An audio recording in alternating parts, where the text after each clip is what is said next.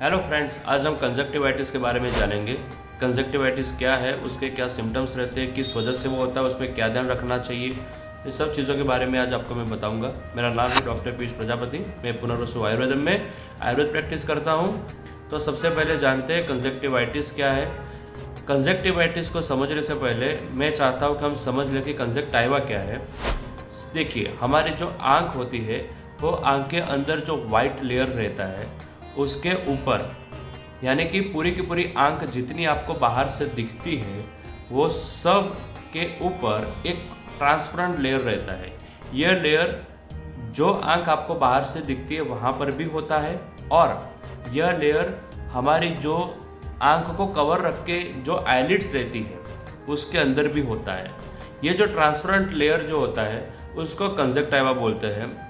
जब किसी इन्फेक्शन की वजह से, कोई एलर्जी की वजह से या फिर किसी और वजह से जब अंदर रहने वाली स्मॉल ब्लड वेसल, खून की छोटी छोटी नलियों में जब इन्फ्लामेशन होता है यानी सूजन आ जाती है, तब जो अंदरूनी पोर्शन रहता है आईलिड्स के अंदर का पोर्शन वो, और ये जो वाइट पोर्शन जो आपको बाहर से दिखता है वो रेडिश या पिंकिश टाइप हो जाता है।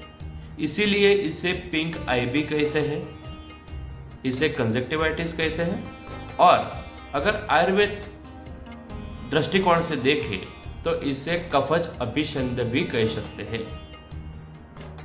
तो जानते हैं कि इस वजह से होता है ये कंजक्टिवाइटिस। कंजक्टिवाइटिस होने की मुख्य वजह होती है ज़्यादातर केसों में वायरल एंड बैक्टीरियल इन्फेक्शन।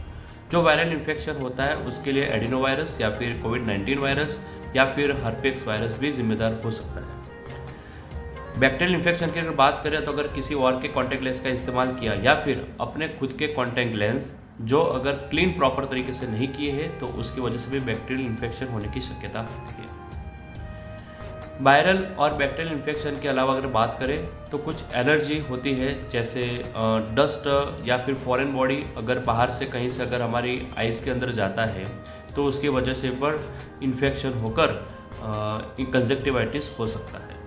अगर किसी व्यक्ति को कंजक्टिवाइटिस है और उसके साथ अगर आपने अपने पर्सनल चीज़ों को शेयर किया है या फिर उसके ज़रिए आपको अगर इन्फेक्शन लगा है तो आपको कंजक्टिवाइटिस हो सकता है। अब बात करते हैं आयुर्वेद दृष्टिकोण से क्या वजह होती है कंजक्टिवाइटिस की, कफज अभिषंध की। तो जैसे मैंने कहा कि कफज अभिषंध के नाम से इसे जानते हैं, तो कफज यानी कि सबसे पहले इसकी वजह होती है अजीर्ण, अपचा या फिर आम का निर्माण होना, इनडाइजेशन।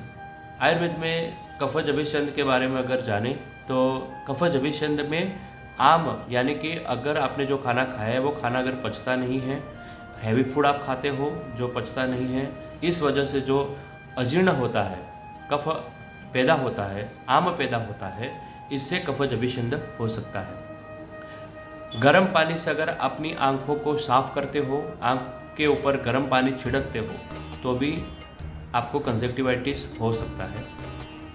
अगर कहीं पे डस्ट है या फिर डस्टी एटमॉस्फेयर है या फिर धूम जैसा है, तो अगर आप वहाँ से निकलते हो और अगर आपकी आंखों में धूम या स्मॉक अगर जाता है तो उससे भी इन्फेक्शन होकर आपको कफज अभिषंध हो सकता है। अगर आपने किसी वेग को धारण किया है, जैसे कि अश्रु वेग को धारण किया है, तो उसकी वजह से भी आपको कफज अभिषंध हो सकता है। अगर आपने सही तरीके से अपनी निद्रा को नहीं लिया है, यानी कि कम निद्रा का सेवन किया है या फिर अयोग्य निद्रा का सेवन किया है, तो भी आपको अभिषंध हो सकता है। अब बात करते हैं कंजक्टिवाइटिस के क्या क्या सिम्टम्स रहते हैं। इससे पहले समझ लेते हैं कि हम कंजक्टिवा का क्या काम रहता है हमारी आंखों के आसपास। देखिए, हमारी जो आंख होती है ना, उसके बाहर का सबसे बाहरी जो लेयर होता है उसको कंजक्टिवा कहते हैं। इसका सीधा मतलब है कि वो अपनी आंखों के लिए एक प्रोटेक्टिव लेयर की तरह के काम करता है। लुब्रिकेशन को मेंटेन करना और आंखों के अंदर इन्फेक्शन जाने से उसे बचाना, फॉरेन बॉडी को जाने से बचाना, ये उसका काम है।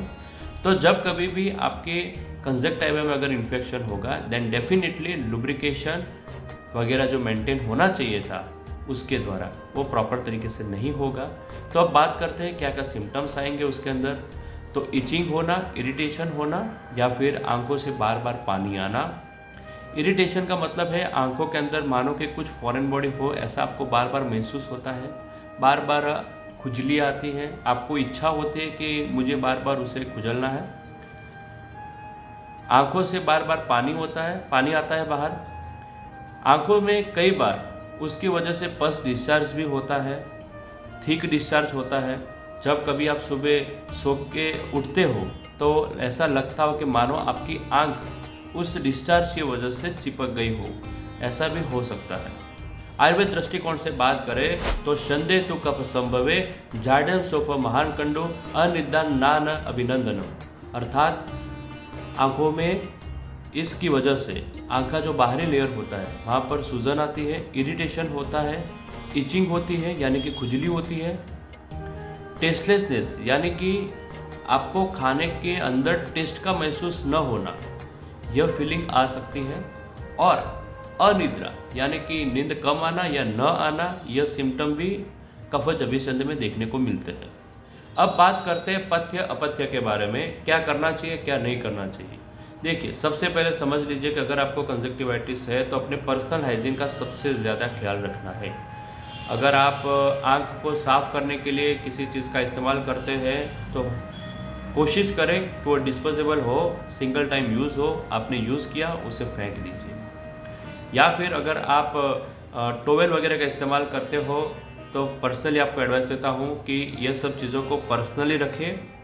ये चीज़ों का इस्तेमाल आपके घर के अंदर कोई और सदस्य ना करें। आप पिलो यूज़ करते हो सोने के लिए तो पिलो, कवर आदि योग्य समय पर बदल देने चाहिए। आप जिस फर्श पे सोते हो, चाहे गद्दे पे सोते हो, जहाँ पर भी आप सोते हो, उसकी ऊपर की जो चादर होती है उससे भी रेगुलर टाइम पे बदल देना चाहिए। अगर आप अपनी आंखों को साफ करने के लिए अगर कभी कभी गलती से अगर हाथ का इस्तेमाल करते हो तो मेरी एडवाइस है कि गलती से भी हाथ को खुजाने के लिए इस्तेमाल ना करें, और अगर गलती से कर दिया तो उसको उसके बाद तुरंत धो लें। अपने हाथों को बार बार धोने की आदत कुछ दिनों के लिए डाल दीजिए। इससे क्या होगा, आपकी एक आंख का इन्फेक्शन दूसरी आई में भी नहीं होगा, और कहीं पे जब आप आंख को रब करते हो तब आपके फिंगर्स पे इन्फेक्शन आ जाता है, और उस इन्फेक्शन की वजह से आप जहाँ पर भी उस हाथों से टच करते हो वहाँ पर वो इन्फेक्शन स्प्रेड हो जाता है। फिर कोई और बंदा अगर वहाँ पे छूता है तो इन्फेक्शन उसकी आंखों में भी स्प्रेड होने के चांसेस है। तो सबसे पहले अपने पर्सनल हाइजीन को मेंटेन करना है।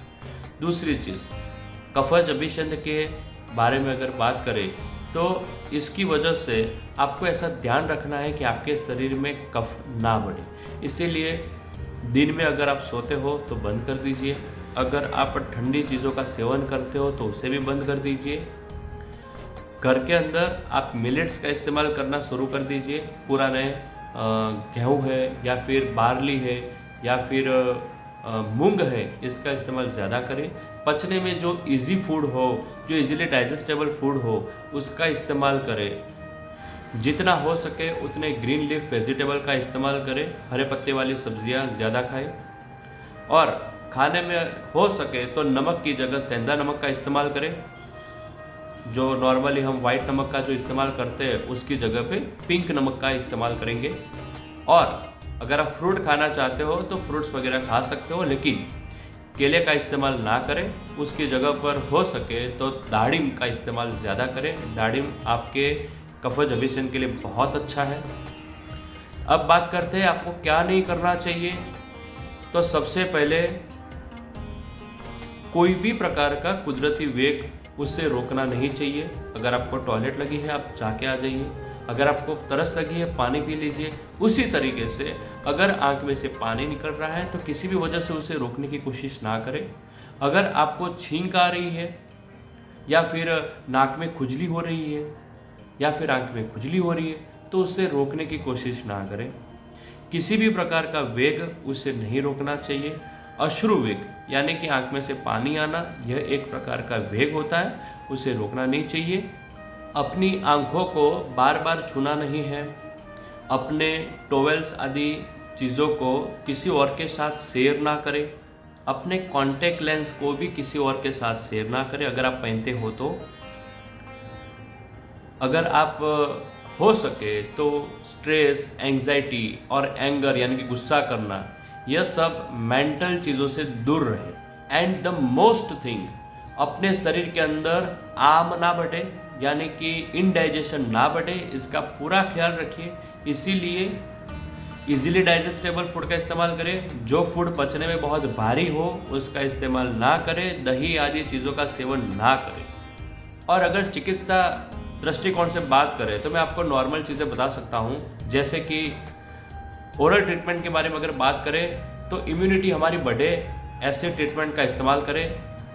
जैसे सुदर्शन घनवटी है, 2 गोली दिन में, दोपहर में, रात को खाने के बाद। संसमनी वटी 2 गोली सुबह स्नान करने के बाद, 2 गोली रात को सोने से पहले। आप आंखों को साफ करने के लिए त्रिफला को इस्तेमाल करिए। कैसे करना है मैं बता देता हूँ। 1 चम्मच त्रिफला को 1 लीटर पानी के अंदर डाल के उसे 5 मिनट गर्म करिए, फिर उसे पूरी रात छोड़ दीजिए। फिर जो पानी ऊपर से आता है उसे छान लीजिए। छानना कैसे है तो डबल फिल्टर कॉटन कपड़े से छानना है, ताकि छोटा पार्टिकल भी आंख जब उससे आप साफ करते हो तो उसके अंदर ना आए। पूरी अच्छी तरह से उसे छानने के बाद अपनी आंखों के ऊपर आप उसकी धार भी कर सकते हैं, या फिर अपनी आंखें के ऊपर उसे छिड़क के आंखों को साफ भी कर सकते हैं। एक चीज़ का ध्यान रखिए कि जब आंख साफ करते हो या फिर जब आप उसकी धारा करते हो तो अपनी दूसरी आंख को कंपलसरी बंद रखना है हाथों से, उसमें वो पानी ना जाए, इसका ध्यान रखना है। और मैं चीज़ आपको बता दूं, नाक के अंदर हो सके तो गरम देसी गाय के घी के या फिर कोकोनट ऑयल को गुनगुना गरम करके उसके 3-3 ड्रॉप्स आपने दोनों नाकों में डाल दीजिए। 5 मिनट लेटे रहिए, फिर उसके बाद गर्म पानी से कुल्ले कर दीजिए। इससे क्या होगा कि आपके बॉडी के अंदर जो ऊपरी हमारे जो ये क्लेविकल बोन होते हैं उसकर ऊपरी प्रदेश में जो कफ रहता है वो डिजॉल्व होकर निकल जाएगा, यानी कफज अभिसंध में आपको काफ़ी आराम मिलेगा। लेकिन एक चीज़ याद रखना, नश्य करने के बाद गर्म पानी के कुल्ले अवश्य करना है। और एक्स्ट्रा में एक चीज़ बता दूं कि अगर आप लुब्रिकेशन के तौर पे कुछ अगर आंख में डालना चाहते हो तो मेरी एडवाइस है कि 100% जेन्युइन वैद्य या फिर ऑप्थेल्मोलॉजिस्ट की एडवाइस के बाद ही आंख में कुछ डालें तो अच्छी बात है। आप ऐसे ही आंख में कुछ भी ना डालें, वो या तो इन्फेक्शन को बढ़ा देगा या फिर लुब्रिकेशन को और बढ़ा देगा या फिर और कोई प्रॉब्लम करेगा। तो बेटर चॉइस है कि आप कंसल्टेशन के बाद ही आई ड्रॉप्स का इस्तेमाल करें। Thank you.